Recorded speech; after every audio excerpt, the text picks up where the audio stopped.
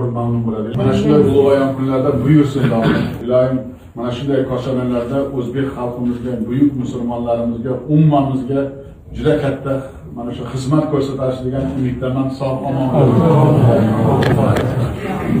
Kecha bir kitobda ko'rib qoldim. Mana Imom Buxoriyning ochilishi.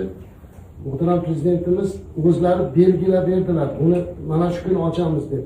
Imom Buxoriy hazratlari hayitdan bir kun burun olamdan o'tib, hayit kuni dafn qilingan ekan. Qarang, bir kun burun biz ochyapmiz. Xudoning qudratini qarang, menga hech kim aytmagan uni. Allohning marhamati bilan shunga to'g'ri keldi. Kecha hayron qoldim. Mana prezidentim bu qilingan hamma ishlarga Alloh o'zi ajr bersin.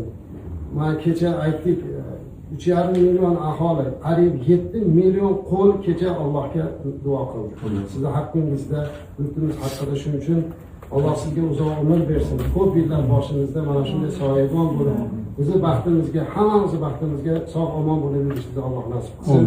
Barcha ulamolar nomidan, barcha muftiylar nomidan, o'tgan nomidan men sizga minnatdorchilik bildiraman. Katta rahmat. Ilohim janobi yurtimiz tinch bo'lsin. Ilohim mana shunday niyatlarimiz ijobat bo'lsin. Ilohim yurtimizga ko'z tegmasin.